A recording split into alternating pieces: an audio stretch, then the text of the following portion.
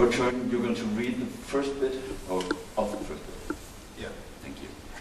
Yes. Perfect. Thank you. So just the first couple of words. There's a note about you. Huh? Yeah, they know everything about me now. I know everything about me now as well. Even the lies. The beginning. You want me to read just the first little bit of the beginning? Or Yeah. Yeah, okay. Okay, just 2 pages. I don't know. Hello. Hi. Yes, we're very well organised tonight. We know exactly what we're doing. Yes, the beginning of the complaints, which takes place on Friday, the 6th of February, 2009. There was a smattering of applause as Malcolm Fox entered the room. "Don't strain yourselves," he said, placing his scuffed briefcase on the desk nearest the door. There were 2 other complaints in the office. They were already getting back to work as Fox slipped out of his overcoat. 3 inches of snow had fallen overnight in Edinburgh. A similar amount had stopped London dead a week ago. But Fox had managed to get into work, and so, by the look of it, had everyone else. The world outside felt temporarily cleansed. There had been tracks in Fox's garden. He knew there was a family of foxes somewhere near his estate, the houses backed onto a municipal golf course. His nickname at Police HQ was Foxy, but he didn't think of himself that way. A bear of a man. That was the way one of his previous bosses had described him. Slow but steady, and only occasionally to be feared. Tony Kay, a bulging folder tucked beneath one arm, walked past the desk and managed to squeeze Fox's shoulder without dropping anything. "Nice one all the same," he said.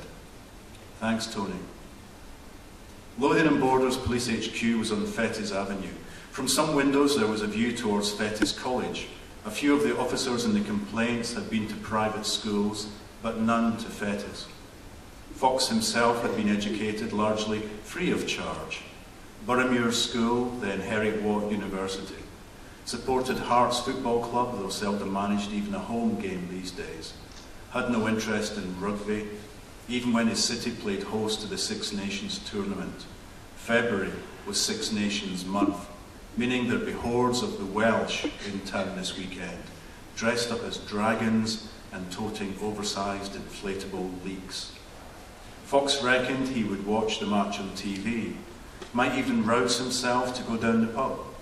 5 years now he'd been off the drink, but for the past 2 he trusted himself with occasional visits to a bar.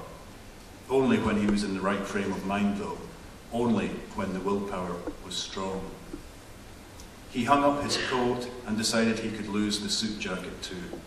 Some of his colleagues at HQ reckoned the braces were an affectation, but he'd lost the best part of a stone in weight and didn't like belts.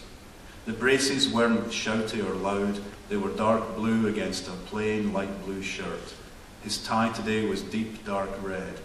He draped his jacket over the back of his chair, smoothed it at the shoulders and sat down, sliding the locks of the briefcase open, easing out the paperwork on Glenn Heaton. Glenn Heaton was the reason the complaints had summoned up the brief round of applause.